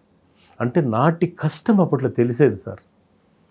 కష్టం తెలిసేది కాబట్టే వాళ్ళకు ఓపిక అనేది ఉండింది, తీరిక అనేది ఉండింది అన్నీ సార్. కాలం 24 అవర్స్ సార్, లేదని చెప్పలేదు, కానీ మనం అనుకున్నట్లుగా సార్ ఒక ఇన్స్పైరింగ్, ఒక ప్రేరణాత్మకమైనటువంటి బాధ్యత అందరూ తీసుకుంటే తప్ప మనం రాబోయే రోజుల్లో చాలా పరిణామాలు ఉంటాయి సార్. అదే విషయంలో కొంచెం పిల్లలకు కొన్ని త్యాగాలు ఇచ్చే స్టోరీస్ కూడా చెప్పాల్సి ఉంటుంది సార్. నాకు ఈ మధ్య నారాయణ స్వామి సార్ మాట్లాడుతూ నాటి శ్రీకృష్ణదేవరాయల గారి గురించి ఒక గొప్ప చిన్న సందేశాత్మకమైనటువంటి కథ చెప్పారు సార్. శ్రీకృష్ణదేవరాయల యొక్క రాజనీతి, తిమ్మరుసు బుద్ధిబలం, నాగమనాయకుడి భుజబలం అనేటివి అప్పట్లో రాజనీతి అంటే స్టోరీ సార్. అంటే పిల్లలకు నైతికతను పెంచడానికి ఉపయోగపడే కథలు సార్ ఇవి. వీళ్ళు ఒకసారి ఆ రాజ్యంలో ఒక ఉన్నట్టుండి సార్, సామంత రాజ్యాలు ఉంటాయి కదా సార్, అక్కడ ఒక ఇంటర్నల్గా వచ్చిన ప్రాబ్లం వస్తే ఇతను తగినంత సైన్యం తీసుకొని వెళ్ళమని చెప్తాడు. ఎవరు? నాగమనాయకుడికి తగిన మంచి ఫోర్స్ ఇచ్చి నువ్వు పోయి ఆ రాజ్యాన్ని కాపాడని చెప్పి పంపిస్తాడు శ్రీకృష్ణదేవరాయలు గారు. ఆ సమయంలో ఇతనికి నాగమనాయకుడికి కోరిక ఉంటుంది సార్, తన బిడ్డైనటువంటి విశ్వనాథ నాయకుడిని రాజ్యానికి రాజుగా ప్రకటించాలనేటువంటి ఒక బలమైన ఆకాంక్ష ఉంటుందంట.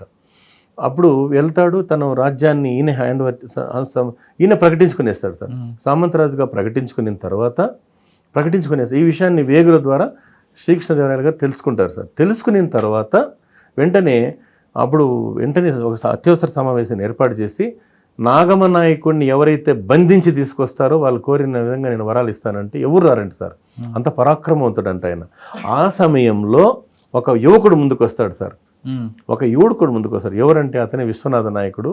18 సంవత్సరాల వయసున్న బిడ్డ ఆయన. ఎవరంటే నాగమనాయకుని కొడుకే విశ్వనాథ నాయకుడు. తన తండ్రిని నేను తీసుకొస్తాను అని చెప్తే, తగినంత సైన్యం తీసుకొని పో నువ్వు అంటాడు. నీకు ఎంత సైన్యంగా తీసుకోబోంటే ఆ చుట్టుపక్కల ఉంటారు కదా సార్, వద్దు తండ్రి కొడుకులు ఒకటైపోతే మన రాజ్యం ఇబ్బంది అయిపోతుందని చెప్తే కూడా ఇతని మీద నమ్మకంతో పంపించాడు అప్పట్లో. ఈయన అప్పుడు తండ్రి విషయం తెలుసుకొని కొడుకు దగ్గర రాయబారం పంపిస్తాడు. నీకోసం మీరు ఆయన ఇది చేస్తూ ఉండేది, మనం ఒకటైపోదాం రా అంటే నేను ఒప్పుకోలేదండి సార్. తండ్రితో మరి నిరంతరమైనటువంటి పోరు సార్. ఒక పెద్ద స్ట్రగుల్ ఇచ్చి యుద్ధం చేసి తన తండ్రిని బంధించి తీసుకొచ్చి రాజు దగ్గర శ్రీకృష్ణరాయల గారి దగ్గర ప్రవేశపెడితే అప్పుడు ఆశ్చర్యపోయారంట సభంతా కూడా. అప్పుడు అడుగుతాడు, శభాష్ విశ్వనాథ, నీకేం కావాలో కోరుకో, నీకేం వరం కావాలంటే, ఏమీ లేదు రాజుగారు, మా తండ్రిని బంధ విముక్తి చేయండి అన్నాడు సార్. అప్పుడు అదే ఏదైతే నాగమనాయకుడి గారి కోరుకుంటుందో ఆ రాజ్యానికే విశ్వనాథ నాయకుడిని రాజుగా నియమిస్తాడంటే ఎంత గొప్ప రాజనీతి సార్. అందుకే తండ్రి భక్తి కన్నా దేశభక్తి మిన్నా అన్నారు.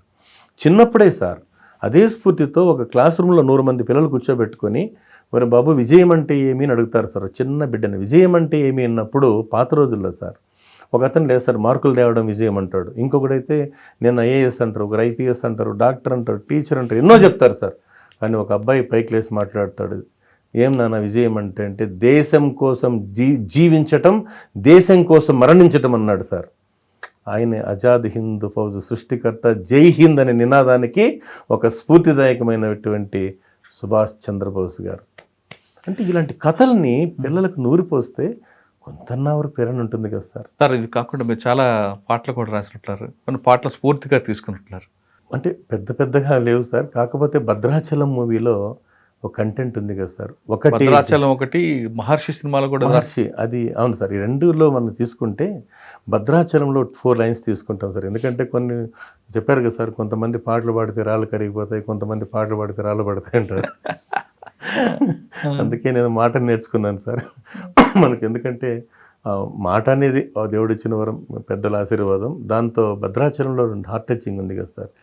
ఒకటే జననం, ఒకటే మరణం, ఒకటే గమ్యం, ఒకటే గమనం, గెలుపు పొందే వరకు అలుపు లేదు మనకు, గెలుపు పొందే వరకు అలుపు లేదు మనకు, కష్టాలు రాని కన్నీళ్లు రాని ఏదైనా కానీ ఏమైనా కానీ ఓడిపోవద్దు, అరే నీకొద్దు, నీ హద్దే నీ హద్దు అని చెప్తారు సార్. అంటే ఎంత కంటెంట్ సార్. రాబోయే విజయాన్ని పిడికిల్లో చూడాలి, ఆ గెలుపు తప్పట్లే హృదయంతో వినాలి అని చెప్పేది ఎంత గొప్ప గొప్ప సంకల్పాలు సార్. అదే మహర్షులు తీసుకుంటే ఏముంది సార్, సాహసం నాపతం రాజసం నారతం సాగితే ఆపటం సాధ్యమా, పౌరుషం ఆయుధం పోరులో జీవితం కైవసం కావడం కష్టమా, లోకమే బానిసై చేయదా ఊడిగం శాసనం దాటటం శక్యమా, నా పదగతిలో ఏ ప్రతిఘటన ఈ పిడికిట్లో తానొదుగునగా, నిశ్చయం నిశ్చలం నిర్భయం నాహయం, కానిదేముంది నే కోరుకుంటే పూని సాధించుకోననేది సార్.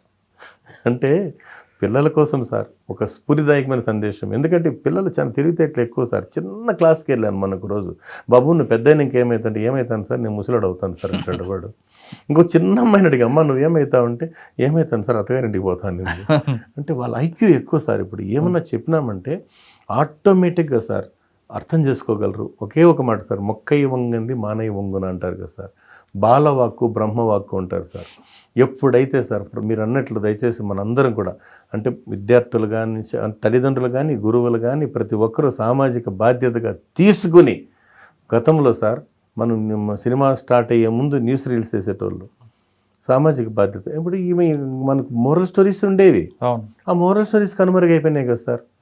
అందుకని ఏం చేయాలంటే ఆ strong minds young minds positive thinking రావాలంటే ఖచ్చితంగా మనం ఇది మార్పు రావాల్సిందే సార్. అది కాలమే నిర్ణయిస్తుంది సార్. అంతే. కానీ ఇప్పుడున్న జనజీలో హక్కుల కోసం ఇది మా హక్కు అని పోరాటం చేస్తారు, కానీ ఇది మా బాధ్యత అని గుర్తించట్లేదు. ఏం చేయమంటారు? అది it will take some time sir. ఎందుకంటే రెండు రకాల బిడ్డలు, హక్కు కావాలి కానీ బాధ్యత వద్దు. హక్కులు బాధ్యత రెండు ఉండాలి సార్. అంటే బాధ్యత అనేటువంటిది తీసుకుంటే మనం గమనించి, అంటే కానీ మాకు బాధ్యత వద్దండి, మాకు హక్కే కావాలి, ఇది నా హక్కు, నాకు ఇవ్వాల్సిందే, ప్రభుత్వం నాకు కల్పించాల్సింది అన్నాడు. అదేవిధంగా ఇది నా బాధ్యత, ఇది నా సామాజిక బాధ్యత అని కూడా భావిస్తే ఈ సమాజం ఇంకా ముందుకు వెళ్తుంది. కానీ బాధ్యత గురించి తీసుకోవడం అది బరువుగా మోస్తున్నారు, హక్కు మాత్రం నాకు కావాలని కోరుతున్నారు. అంటే ఒక చిన్న సబ్మిషన్ సార్. నేను చెప్పాను కదా సార్, స్పీడ్ యుగం, ఇన్స్టెంట్ ఆలోచనలు. అంటే అభిప్రాయాలు ఎలా అయిపోయిందంటే సార్, నేను చెప్పాను కదా సార్, మనకు వాళ్ళ బలమైన రెండు రకాలు ఉన్నారు సార్. దీంతో మిడిల్ ఉన్నారు, అంటే టెంపరీ ఉన్నారు, మిడిల్ ఉన్నారు, పర్మనెంట్ సొల్యూషన్ ఆలోచించే 3 రకాలు ఉన్నారు సార్ యువతలో కూడా. ఎందుకంటే మామూలుగా చెప్పాలంటే సార్, యువత అనే విషయానికి వస్తే ఒకటే ఉంది కదా సార్, వై అంటే ఎప్పుడు, ఓ అంటే ఓడిపోకుండా, యు అంటూ ఉండాలని, టీ అంటే థింక్ చేస్తూ, హెచ్ అంటే హ్యాట్స్ ఆఫ్ అనిపించుకునేవాడే యూత్ సార్.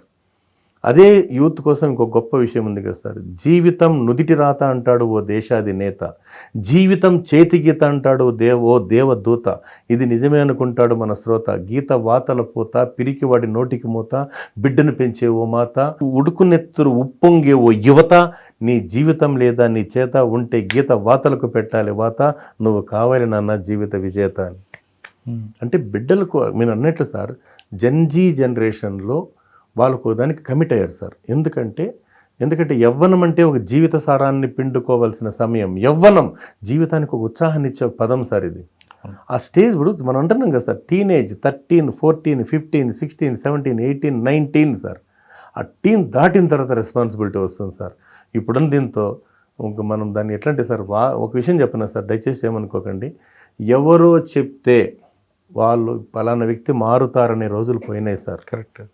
ఎవరో చెప్తే వీళ్ళు మారుతారు అనే రోజులు ఎప్పుడో కనుమరుగైనాయి సార్. వాళ్ళను వాళ్ళు రియలైజ్ చేసుకోగలిగితే, ఒక చెప్పిన సార్, వాళ్ళు అర్థం చేసుకోగలిగితే, అది హక్కులు కావచ్చు, బాధ్యతలు కావచ్చు, మన దేశం యొక్క పరువు ప్రతిష్ట కావచ్చు, దేనికైనా కూడా sir self interest, self realisation జరిగితే తప్ప దీని పరిష్కార మార్గం కాదు. అందుకే మనం అంటున్నాం కదా సార్, పెద్దలు చెప్తారు కదా సార్, ప్రతి ఒక్కరు కూడా వాళ్ళకు పనికొచ్చే విధంగా ఇలా చేస్తే బాగుంటుంది దిశానిర్దేశం చేయలేకనే సార్ ఈ సమస్యలు వస్తున్నాయి. కానీ ఇప్పుడున్న జనరేషన్ మనకన్నా తెలివైన వాళ్ళే, వాళ్ళకి వాళ్ళు ఆలోచించుకోగలరు, వాళ్ళకి వాళ్ళు నిర్ణయం తీసుకోగలరు, కానీ ఎక్కడో కొంచెం దారి తప్పుతున్నట్లుగా అనిపిస్తుంటుందండి. అది నేను చెప్పాను కదా సార్, బేసిక్గా తీసుకుంటే అంటే సార్ ఫ్రమ్ ది బిగినింగ్, అంటే చైల్డ్హుడ్ డేస్ నుంచి కూడా అంటే స్ట్రగుల్ ఫేస్ చేసినటువంటి బిడ్డలకు కొన్ని అర్థాలు తెలుస్తాయి. వాళ్ళు పెరిగినటువంటి పెంపకం సార్, పెరిగే వాతావరణం సార్. ఒక చిన్నదాని కంటెంటే ఉంది కదా సార్. ఇప్పుడు మనం అనుకుంటే ధర్మం దానికి కంటెంట్ తీసుకుంటే సార్, పాండవులు కౌరవుల విషయమే తీసుకుందాం సార్. పాండవులు అరణ్యవాసం అజ్ఞాతవాసం వాళ్ళు తీసుకుంటే వాళ్ళు డైలీ వాకింగ్, పుణ్యనది స్నానాలు, సప్తఋషుల యొక్క ఉపన్యాసాలు, శ్రీకృష్ణ భగవానుని ఆశీస్సులతో ఎంజాయ్ చేస్తారు. ఇటు కౌరవులు టెన్షన్తో పడతారు. ఎందుకు? అధర్మం, ధర్మం, అధర్మం. అదే దీంతో సార్ వాస్తవం చెప్తున్నా. అది యూత్ విషయం అలా ఉంచితే మన పెద్దవాళ్ళు చెప్పేది ఒకటి ఉంది సార్. ఇది ఎవరికైనా వర్తిస్తుంది సార్. చిన్నోళ్ళకి కానీ పెద్దవాళ్ళకి కానీ ఎవరికైనా కానీ. జనరల్గా చెప్పాలంటే ఒక మైండ్ సెట్స్ కోసం సంబంధించి నాకు మా పెద్ద ఆయన, మా ఫ్రెండ్ మన నారాయణ స్వామి సార్ చెప్పారు. ఒకసారి శ్రీకృష్ణుడు భీముడు మాట్లాడుకుంటూ ఉంటే భీముడికి ఒక ధర్మ సందేహం వచ్చిందంట. ధర్మ సందేహం సార్. బావా ఇంతకీ కర్మ సిద్ధాంతం ఉందా అన్నాడంట. ఏం బావా నాకు ఎందుకు వచ్చింది ఆ డౌట్ అన్నాడు. ఏం లేదు బావా, పుట్టేవాడు పుడుతున్నాడు, సచ్చేవాడు సస్తున్నాడు, ఎంజాయ్ చేసేవాడు ఎంజాయ్ చేస్తున్నాడు కదా బావా, ఏం దీనికి అసలు కర్మ సిద్ధాంతం అంటే ఏం బావా అన్నంట. ఇలా రా అని చెప్పి 100 అడుగుల దూరంలో చూపిస్తాడు శ్రీకృష్ణ భగవానుడు. ఏమి వింటాడు. ఏమింటే అక్కడ ఒక 200 దాకా ఆవులు, చిన్న లేగదూడలు ఉంటాయి సార్. అక్కడ పోయి ఒక లేగదూడని తీసుకురాబో అంటాడు సార్. తీసుకొచ్చిన తర్వాత దాన్ని శ్రీకృష్ణుడు అలా చిన్నగా నీవి చిరునవ్వు వదిలిపెట్టే అంటాడు. ఇది చెంగున పరిగెత్తుకుంటూ పోయి దాని తల్లి అంటే ఆ లేగదూడ యొక్క తల్లి ఎక్కడుంటే అక్కడే చేరిందంట సార్. ఈయన ఆశ్చర్యపోతాడు భీముడు కూడా. అంటే దీని యొక్క మన భారతీయ సంప్రదాయం ప్రకారం గమనించాల్సింది ఏమంటే సార్, మంచి చేస్తే మంచి, చెడు చేస్తే చెడు సార్. కాల నిర్ణయం సార్. అంటే కాలం కొట్టే దెబ్బ పవర్ఫుల్. కాల నిర్ణయాన్ని ఎవ్వరు కాదని లేదు, అది ఎవ్వరూ అతీతులు కారు సార్ అని. అంటే సార్ దయచేసి ఏమనుకోదండి, చిన్నప్పటి నుంచి పిల్లలకి మోరల్ స్టోరీస్ చెప్పలేకపోవడం మన పెద్దలు చేసిన ఒక చిన్న పొరపాటు సార్. అది కనుక వాళ్ళకు అర్థమయ్యే రీతిలో ఎప్పుడైతే మనం చిన్న స్థాయిలో ఏమైతే చెప్తామో, ఇప్పుడు గతం ఏమనుకోద్దండి సార్, రామాయణ మహాభారత పురాణ ఇతిహాసాలు కావచ్చు, ఏ మతంలోనైనా తీసుకోండి సార్, పవిత్రగా అంటే బైబిల్ని, ఖురాన్ని, దేంతో సర్వమతాలు చెప్పేది ఒకటే కదా సార్. మంచిగా చెప్తే కానీ చెడుదని చెప్పదు సార్. కాకపోతే దానిలో ఉన్నటువంటి మంచిని బోధించాల్సినటువంటి బాధ్యత ప్రైమరీ సెక్షన్ నుంచి తీసుకుంటే కొంతకాలానికైనా మార్పు వస్తుందనే ఒక చిన్న సందేశం సార్. చలనం లేని రాయిని చెక్కితే శిల కూడా శిల్పమవుతుంది. కదలలేని రాయిలోనే శిల్పం దాగుంటే కదిలే నీలో ఏ సత్తా ఉందో ఒక్కసారి ఆలోచించు. చలనం లేని రాయిని చెక్కితే శిల కూడా శిల్పమవుతుంది. కదలలేని రాయిలోనే శిల్పం దాగుంటే కదిలే నీలో ఏ సత్తా ఉందో ఒక్కసారి ఆలోచించు. ఒక స్కూల్ పక్కన 100 మీటర్ల దూరంలో ఒక పెద్ద బండరాయిని ఒకరోజు ఒక శిల్పి కొడుతూ ఉంటాడు సార్. 2 బిడ్డలు ఇలా అబ్జర్వ్ చేస్తూనే ఉంటారు. రోజుకి ఆ బండ బాగా తగ్గిపోతుంటుంది సార్. ఒక 2-3 మంత్స్ తర్వాత పోయి చూస్తే అది అద్భుతమైన శిల్పంలా ఉంటుంది. ఏ అమ్మాయి అడుగుతుంది, అన్న పెద్ద రాయిలా ఉండింది, ఏమితో చిన్నగా అయిపోయిందంటే, అమ్మ మీరు చూసినప్పుడు 6 నెలలు 3 నెలలు 4 నెలల ముందు అయితే పెద్ద రాయి అమ్మ అది, దాంతో ఉన్నటువంటి వేస్ట్ మొత్తం తీసేస్తే అద్భుతమైన శిల్పం వచ్చిందమ్మా అని చెప్తారనమాట. అట్లా మైండ్లో చెత్త వేసుకోకుండా ఎనర్జీ లెవెల్స్ నింపుకుంటే ఎవరికైనా కావచ్చు సార్. అది గొప్ప ఆలోచన కోసం అది ఒక సంకల్ప బలం సార్. అదేవిధంగా తీసుకుంటే సార్, అలిసే వరకు ఆడితే అది ఆట, గెలిచే వరకు చేస్తే అది యుద్ధం, చచ్చే వరకు బ్రతికితే అది జీవితం, చనిపోయిన తర్వాత కూడా బ్రతికితే అదే మంచితనం అంటారు సార్. దానికి ఎగ్జాంపుల్ ఎంతోమంది మహానుభావులు ఎంతోమంది ఉన్నారు. మీరు అన్నట్లు సార్, నేటి యువతరానికి స్ఫూర్తిగా మనం తీసుకోవాల్సినటువంటి ఒక 2-3 వ్యక్తులు చిన్నగా తీసుకుంటే, పిఎన్సి మీనన్ 50 రూపాయల నోటు పెట్టుకొని ఎడారి దేశం వెళ్ళిన కుర్రాడు ఇటుకను పేర్చుతూ ఆత్మవిశ్వాసంతో 5,000 కోట్ల రూపాయలకు అధినేత అయినటువంటి శోభా డెవలపర్స్ అధినేత అయ్యాడు సార్. సోనాలికా ట్రాక్టర్స్ అంటే లక్ష్మణ్ దాస్ మిట్టల్ రిటైర్ అయిన తర్వాత చాలామంది ఇంకా వాళ్ళు విశ్రాంతి తీసుకుంటారు. కానీ లక్ష్మణ్ దాస్ మిట్టల్ రిటైర్ అయిన తర్వాత కూడా 63 సంవత్సరాల వయసులో ట్రాక్టర్ల వ్యాపారం, సోనాలికా ఇంటర్నేషనల్ ట్రాక్టర్స్ను అనే బిజినెస్ మొదలుపెట్టి మామూలుగా 110 దేశాలకు విస్తరించి దాదాపు 14,000 కోట్ల రూపాయలు సార్. ఇప్పుడు ఆయన వయసు 95-96 అంటున్నారు సార్. అది సంకల్పం. వాషింగ్ పౌడర్ నిర్మా. అంటే మన సంకల్ప బలం ఎంత గట్టి ఉంటే అవును సార్. సక్సెస్ అవుతాం. సంకల్ప బలం సార్. అందుకే మనం ఉంటున్నాం కదా సార్, వజ్ర సంకల్పం అంటారు కదా సార్. వజ్ర సంకల్పం ఉంటేనే దుష్కర కార్యసిద్ధి జరిగేది. పంటి బిగువు బాగా ఉన్నప్పుడే కదా పచ్చి కొబ్బరిని నమిలేది. వజ్ర సంకల్పం ప్రతికూల పరిస్థితి తట్టుకుంటుంది. గుప్పుమంటూ సుడిగాలి విసిరినా నిప్పు బగ్గుమంటుంది. వజ్ర సంకల్పం ఉంటే అవరోధాలు తొలగిపోతాయి. చొరబారే వేర్లుంటే రాళ్ళై పొరలై విచ్చుకుపోతాయి. వజ్ర సంకల్పం వేర్లు నాటుకుంటే కొండలు దిండ్లుగా మారి తలకిందుకే వస్తాయి. సెల ఏళ్లు సిల్క్ కండువాలై భుజాన చేరుకుంటాయి. విశాల విశ్వమర చేతిలో వాలుతుంది. కాలం ఇంటికి కాపలా కాస్తుంది. అంతిమ విజయం మన భారతీయ విద్యార్థులకు అలవోకగా అందుతుంది సార్. పుట్టిన ప్రతి వ్యక్తి మంచివాడుగా చెడ్డవాడుగా నిర్ణయించేది మన పెంపకం, మన పెరిగిన వాతావరణం అంటున్నారు రామ్మూర్తి గారు. పిల్లల్ని పెంచడం అనేది ఇది ఒక పెద్ద టాస్క్. గతంలో మనం ఎలా పెరిగాం, ఆ కష్టం వీళ్ళు తెలియకూడదు అని పెంచడం కూడా మహాపాపం. ప్రతి వ్యక్తి మన పిల్లలు పెంచాలంటే మన పడుతున్న కష్టం కూడా వాళ్ళకి తెలియాలి. లేదంటే మా నాన్న డబ్బులు సంపాదిస్తున్నారు, అది ఎక్కడి నుంచి వస్తుందో తెలియకుండా పెరిగితే పిల్లలు తర్వాత కాలక్రమంలో వాళ్ళు చెట్టుకు కాకుండా పోతుంటారు. మన ప్రతి కష్టం వాళ్ళకి చెప్తుండాలి. మనం తెస్తున్న డబ్బులు వెనుకున్న శ్రమ కూడా వాళ్ళకి తెలిస్తే ఖచ్చితంగా వాళ్ళు మంచి భావి పౌరులు అవుతారు. అంతేకాకుండా పిల్లల్ని పెంచడంతో పాటు వాళ్ళు పెరుగుతున్న వాతావరణం కూడా అబ్జర్వ్ చేస్తుంటారు. వాళ్ళకు విడిచిపెడుతుంటే వాళ్ళు ఎవరితో మాట్లాడుతున్నారు, ఎక్కడ తిరుగుతున్నారు, వాటి మీద కూడా ఫోకస్ పెడితే ఖచ్చితంగా మీ పిల్లలు భావి పౌరులు అవుతారు, ది బెస్ట్ సిటిజన్ అవుతారు అనేది చరిత్ర చెప్తుంది. ఇది వారం రామ్మూర్తి గారితో ఎక్స్క్లూజివ్ ఇంటర్వ్యూ. వచ్చే వారం మరో గెస్ట్తో మళ్ళీ కలుద్దాం. అంతవరకు నమస్తే. Thank you very much Ram. నమస్తే సార్.